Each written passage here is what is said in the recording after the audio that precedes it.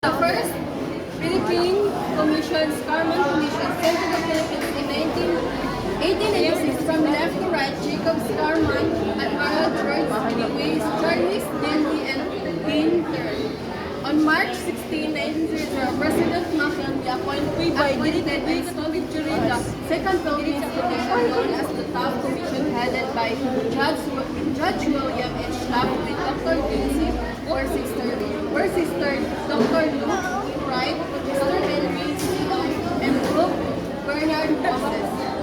So, ini sila ng mga commission was guided by McKinley, instructor.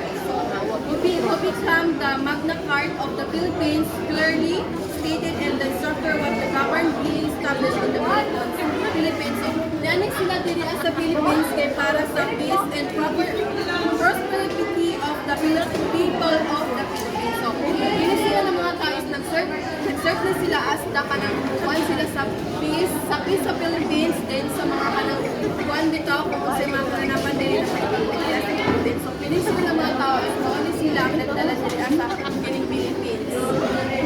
So, more successfully than the Scarman Commission, the TAF Commission stayed in the Philippines from September 1900 to August 1900. So, pinis sila ng mga tao is nag-stay na sila sa Philippines because September 1900 to August 1902. So, exercise legislative function is enacted court 9 and laws. It continue as the legislative body even with civil government was established in the country. So, a civil government was established in the Philippines compared to the Spooner Amendment, which was the authority to govern the Philippines from U.S. President to the U.S. Congress. William H. Taft became the civil governor but continued to head the Taft Commission. So, mga narinig na hitabo, no, kanang nagpaamit sila na mas-successful jud ang kanang mahitabo bitaw diri sa Philippines sa kanang pag-abot nila diri sa kanang Philippines. Tagaan sila dapat successful ilang magbuhat diri magtatabang sila sa Philippines.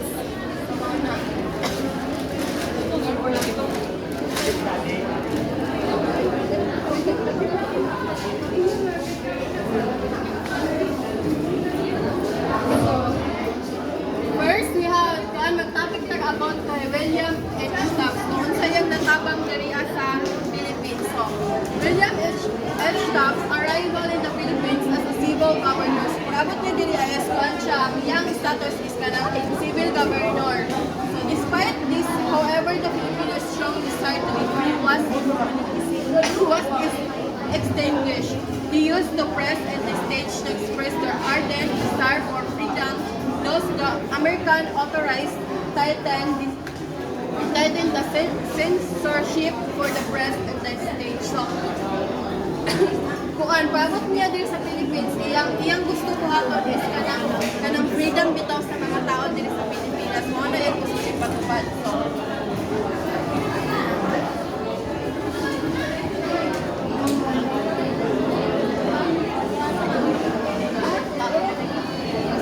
when the existence of complete peace was proclaimed, political parties were organized immediately by the nationalists with the objective of keeping alive the independence sentiment of the Filipino people and counteracting the pro-American activities of the Federal Court established in the 1900 by Trinidad Pardo de Tavera, Cayetano Arellano, Felipe Wicamenyo, Frido Paterno, and Florentino Torres.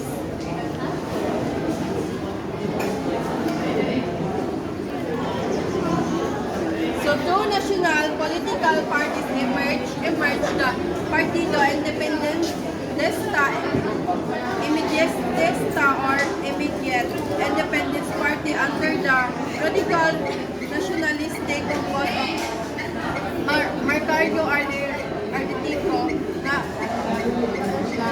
composed of Felipe Agoncillo, Rafael Palma Lima, Guerrero, and Pablo Ocampo. The radical nationalists wanted immediate independence while the Conversion nationalists are for early independence. But the Federal Party, which changed its name to Partido Nacional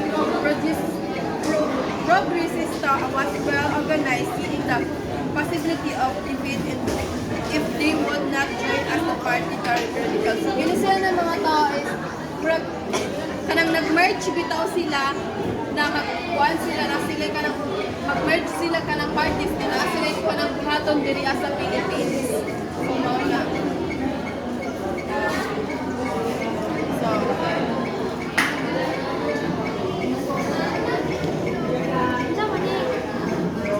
So, pila sila ng mga tao is nag-merge na sila kay na sila gusto buhaton sa Philippines kay parang kabitang sa election like election kanang kung kinsay mo up sa ilang mga gusto or kanang kinsay mag-majority sa kanang itong sa kanang mga politiko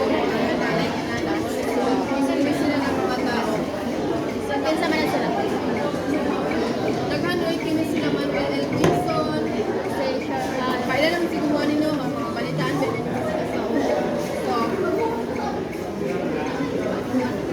so next we have Francis Burton.